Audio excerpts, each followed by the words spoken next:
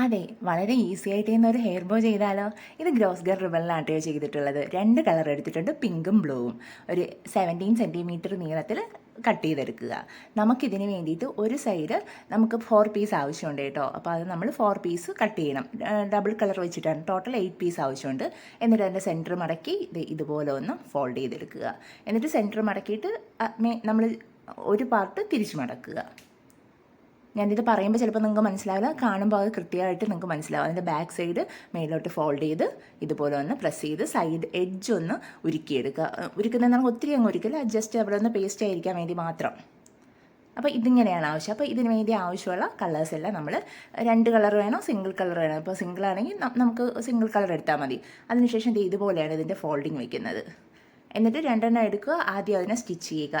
ഇത് കുറച്ച് gross gun ribbon ആയതുകൊണ്ട് കുറച്ചൊരു തിക്നെസ് ഉണ്ടാവും. ഒന്ന് സ്റ്റിച്ച് ചെയ്ത് നമ്മളിത് 2 ഇത്തിരി തിക്നെസ് ഉണ്ടാവും.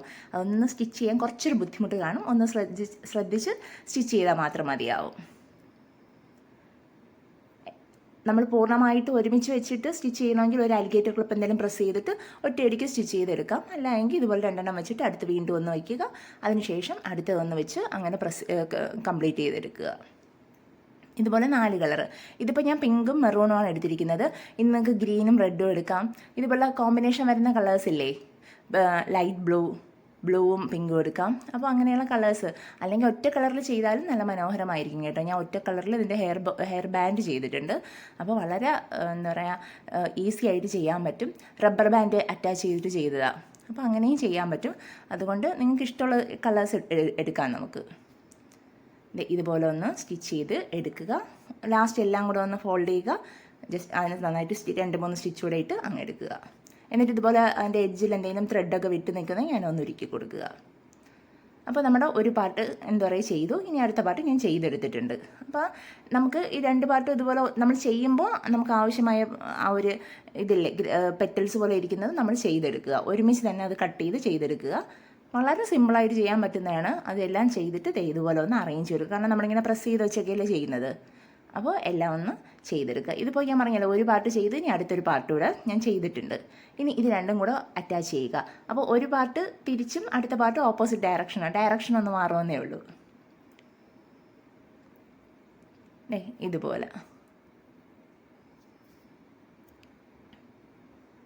തിരിച്ച് ഒന്ന് ജസ്റ്റ് വെച്ചാൽ മതി.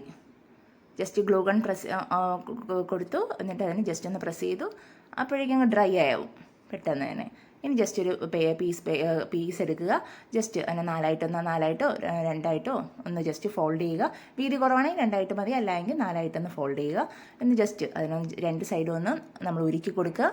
എന്നിട്ട് ഇതിനൊന്ന് കവർ ചെയ്തെടുക്കുക. സെൻറ്റർ ഒന്ന് കവർ ചെയ്ത് ഒരു നീറ്റായിട്ട് എടുക്കാൻ വേണ്ടിയിട്ട് മാത്രമാണ്.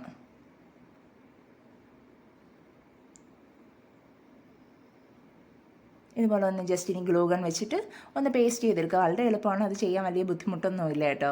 സെൻറ്റർ കവർ ചെയ്യാൻ വേണ്ടിയിട്ട് എല്ലാവർക്കും അറിയാവുന്ന കാര്യമാണ്.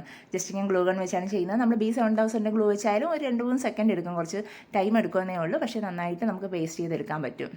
അല്ലെങ്കിൽ നമ്മൾ ലൈറ്റർ വെച്ചിട്ട് വേണമെങ്കിൽ നമുക്കത് കവർ ചെയ്തെടുക്കാം. വളരെ എളുപ്പത്തിൽ ചെയ്യാൻ പറ്റുന്നതാണ് ഇതെല്ലാം. കുറേ നാളത്തേക്ക് ശേഷമാണ് ഞാനിപ്പോൾ ഗ്രോസ് ഗൺ റിബണിൽ ചെയ്തത്. സാധാരണ നോർമൽ റിബണിലാണ് ഇപ്പോൾ കൂടുതൽ ചെയ്ത് കാണിക്കാറ്.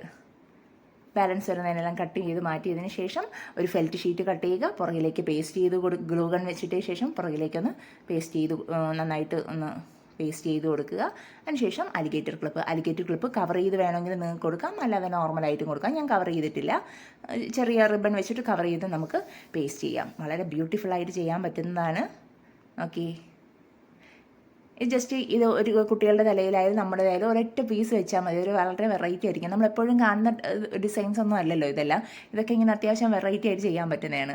അപ്പോൾ വളരെ സിമ്പിളായിട്ട് വളരെ ബ്യൂട്ടിഫുള്ളായിട്ട് ചെയ്യാൻ പറ്റുന്നതാണ്. അപ്പോൾ നിങ്ങളെല്ലാവരും ചെയ്യാൻ ശ്രമിക്കണം. കാരണം നല്ല ഫിനിഷിങ്ങും നല്ല നീറ്റായിട്ടുമാണ് നമുക്കത് ചെയ്യാൻ പറ്റുന്നത്. അപ്പോൾ പുതിയൊരു വീഡിയോയുമായിട്ട് കാണുന്നവർ എല്ലാവർക്കും ബൈ.